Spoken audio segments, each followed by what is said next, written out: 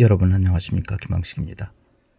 지난 시간에 서정주의 화사집을 설명해 드린 적이 있습니다. 100권 중에 제가 어떻게 96번째를 가지고 있었는가 라고 하는 것이었는데, 제가 서울 오산고등학교에서 국어 교사로 재직할 때 용산역을 자주 들렀습니다. 지금은 많이 바뀌었지만 그 당시 용산역은 홍둔가가 많았습니다. 쉽게 이야기하면 사창가가 참으로 많았습니다.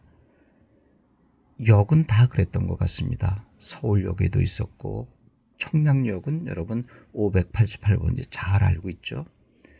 용산역, 서울역, 청량역 대표적이었던 것 같습니다.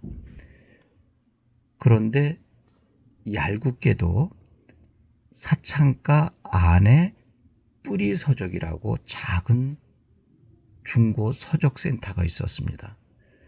가끔 그곳에 들러서 헌책들, 특히 고서적을 사곤 했는데, 그날도 수업이 끝나고 난 다음에 퇴근하는 과정에 용산역 홍둔가 속을 걸어가야만 했습니다. 여러분 벌써 미소 지어지지 않나요? 그 안을 지나갈 때 화장을 짙게 한 여성들이죠. 접대부 여성들이 고등학생까지도 가방을 빼앗아 가고 모자를 벗겨가고 그랬습니다. 가방을 뺏고 모자를 벗겨가면 따라 들어가야 되면 그때 또 흥정을 하게 되고, 그러한 광경이 마치 영화, 드라마에 나오는 것처럼 실제로 벌어졌던 것입니다. 저 역시 예외는 아니죠. 물론 저는 성인이었으니까요. 들어가는데 역시 제 양복을 잡고 또 제가 들고 있었던 가방을 빼앗아 갔고, 정말 전쟁을 치러야지만 그 중간에 있는 뿌리서적에 들어가게 됩니다. 그렇게 30-40분 쟁투를 벌이고 뿌리서적에 들어갔는데, 30분 정도를 여기저기 구석구석 고서적을 찾기 시작했습니다. 그때는 생각보다 딱지본, 그래서 옛날 춘향가라든지 또 장화홍련전 이런 것들을 500원씩 팔곤 했었습니다. 지금도 제 서재에는 수백 권 모아놓은 것이 있는데, 그런데 한참을 찾고 있는데 저 구석에 바로 이 책이 있었던 것입니다. 제가 보여드렸던 이게 구석에 박혀 있는데 책인지 아니면 어느 상자가 이렇게 구겨져 있는 것인지, 그래서 뽑았더니 저는 정말 그 순간 자지러지는 줄 알았습니다. 이게 바로 화사집이었던 것입니다. 그런데 주인이 제가 이걸 들고 갔을 때 이게 무슨 책이지? 라고 이야기를 하시더라고요. 여러분, 주인도 몰랐던 것입니다. 그곳에 이렇게 낡은 책이 꽂아져 있던 것을 몰랐죠. 그런데 저보다 주인이 더 많이 놀랐던 것입니다. 이것을 벼랑 안에 확 뺏어 가더라고요. 이게 왜 여기 있었지?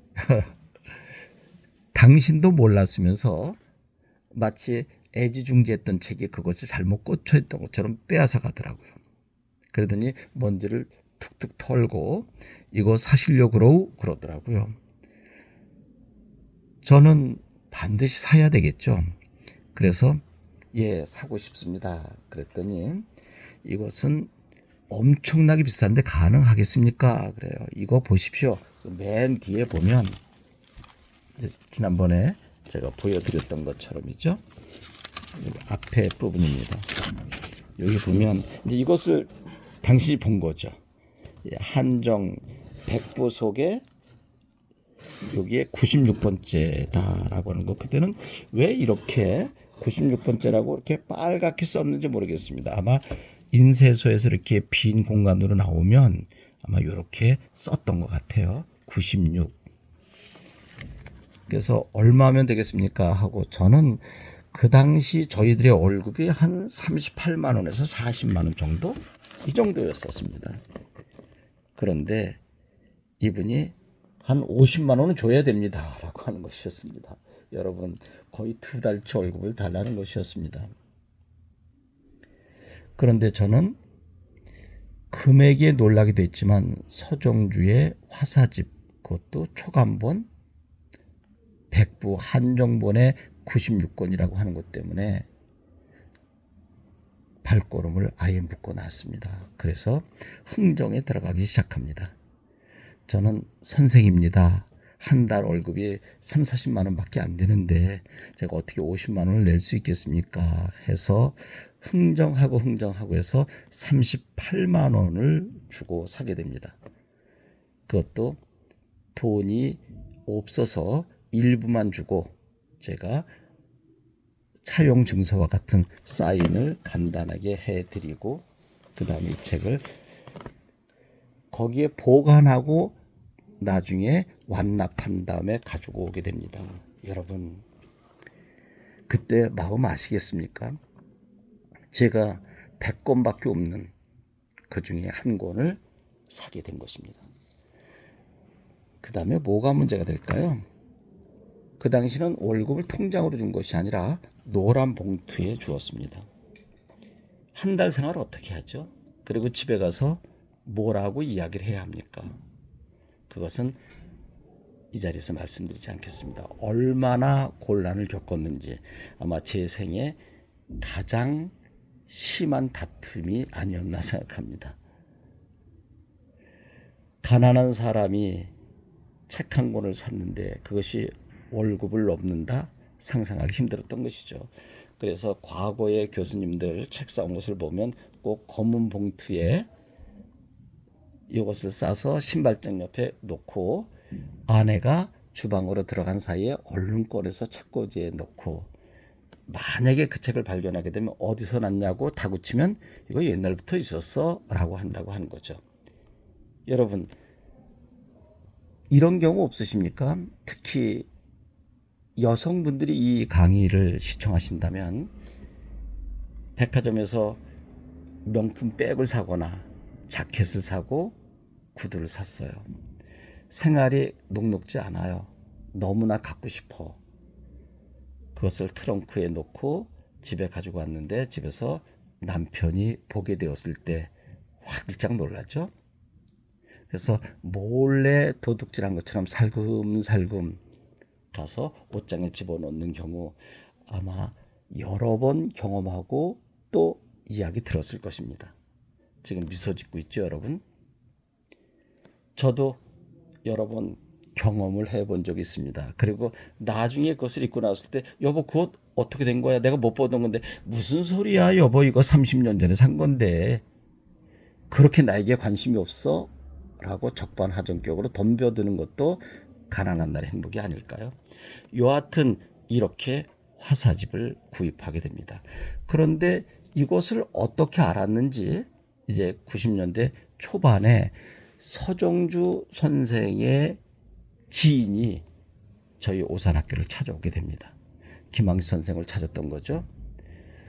여러분, 여기서 일본 말을 쓰면 안 되겠지만 낙가마라고 하는 말인데 이것은 중개상이라고 하는 것입니다. 이러한 고서적들을 중간 판매망을 거쳐서 서점의 사장 그리고 고객을 연결시켜주는 사람이죠. 그러니까 이렇게 고서적, 특히 희귀본들은 누가 가지고 있는지를 안다고 합니다.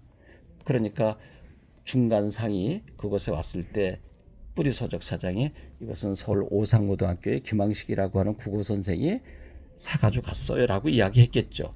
이것이 바로 서정주 시인에게 들어갔겠죠. 그런데 서정주 시인께서 그 당시에 당신의 시집들을 모으는 작업을 하셨는데 유감스럽게도 화사집이 없었던 것이죠. 그래서 이것을 팔았으면 좋겠다라고 하는데 여러분, 대략 월급의 10배 정도, 그러니까 제가 산 거에 10배 정도를 주겠다라고 하는 것이었습니다. 근데 이것이 100배가 된다 하더라도 저는 팔고 싶지 않았습니다.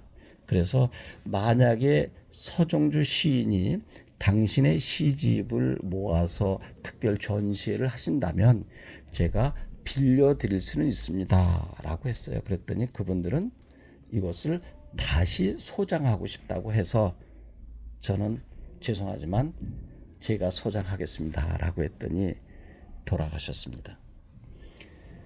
되돌아가신 거죠. 이러한 사연이 있었던 것이고, 그래서 제가 국어 수업이 되면 가능한 이 시집을 학생들에게 보여주기도 하는데 너무 낡았어요.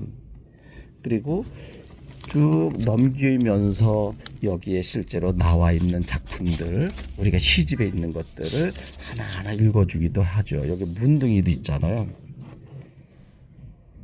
해와 하늘빛이 문둥이는 서러워 보리밭에 달 뜨면 애기 하나 먹고 꽃처럼 붉은 울음을 밤새 울었다. 이게 도대체 무슨 말인가요? 문둥이, 해와 하늘빛이 문둥이는 서러워. 여러분, 문둥이 한센시병 환자입니다. 근데 해와 하늘빛이 서럽답니다. 보리밭에 혹여나 달이 뜨면 애기 하나 먹고, 애기를 뭘까요? 잡아먹는다는 이야기인가요? 꽃처럼 붉은 울음을 밤새 울었다. 이제 여러분과 인연이 되었으니까 저는 여기에 나와 있는 시들을 하나하나 여러분들과 함께 위논하면서 감상해 볼 시간을 가져볼 생각입니다. 그래서 처음에 인사동에서 이 시집을 제가 한번 물어봤습니다. 통문관 아시죠? 지금도 있습니다. 서정주의 화사집 있습니까? 그랬더니 정말 거기에 점원이 화사집 비닐봉지 싸는 걸 가지고 온 거예요. 그래서 그 만져볼 수 있습니까? 그랬더니 못 만지게 하고 보게만 하더라고요. 그래서 그거 얼마입니까? 그랬더니 90년대 중반에 4,300만 원을 달라고 하더라고요. 여러분, 저는 38만 원에 샀고 서정주 씨는 300여만 원을 준다고 했고, 그리고 몇 년 후에 4,300만 원. 물론 돈으로 따질 것은 아니지만, 물론 1권에서 100권까지이기 때문에 맨 앞에 있는 것은 뒤에 있는 것과 가격 차이가 많이 나겠죠.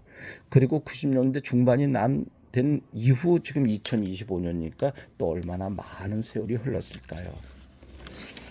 돈에 관한 이야기가 본의 아니게 나왔는데 사실 이것은 제가 팔 생각은 없고요.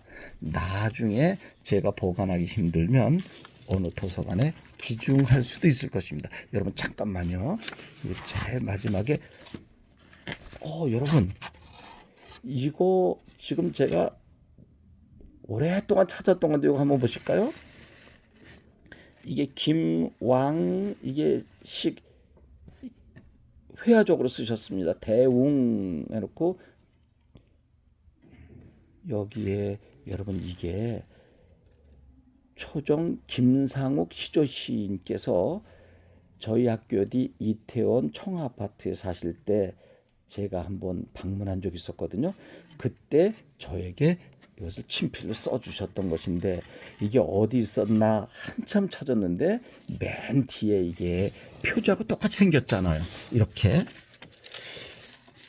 여러분 저 오늘 행제한 날인데요. 이게 바로 초정 김상옥 시조 시인의 친필 바로 저의 이름을 써주신 것인데 이거 제가 액자에 넣어야 되겠습니다. 그러면 지난번에 여러분들께 약속드린 대로 화사집을 어떻게 구입했으며 또 서정주 선생과의 관계 그리고 이 원본을 학생들에게 직접 보여주면서 서정주 시를 감상한 적이 있었는데 이제 여러분들과 상황이 되면 서정주 시인의 화사집에 나와 있는 것을 하나하나 여러분들과 감상해보는 시간도 갖기를 소망합니다. 그래서 제 계획으로는 윤동주 시인의 하늘과 바람과 별과 시에 나와 있는 것도 순서대로 감상해 보고 싶고요. 문학을 사랑하는 사람들은 모두 윤동주나 서정주, 이육사 시인을 모두 좋아하겠죠. 그리고 또 학생들이 만약에 이 영상을 본다면 입시에도 도움이 되지 않을까 하는 생각을 조심스럽게 해봅니다. 여러분, 다음 시간에 깜짝 놀랄 만한 시집 하나를 또 소개할까 합니다. 그것은 바로 총록파의 대표적이신 박목월, 박두진, 조지훈 기억나시죠? 그분들의 총록집 제가 초간본을 가지고 있습니다. 다음 시간에 소개해 드리도록 하겠습니다. 여러분 고맙습니다.